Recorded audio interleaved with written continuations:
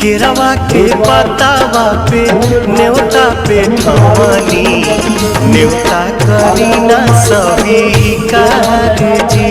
हाँ लिहिनाया रख मोर आदित्य गोसाइया परती के सुन ली पुकार जी।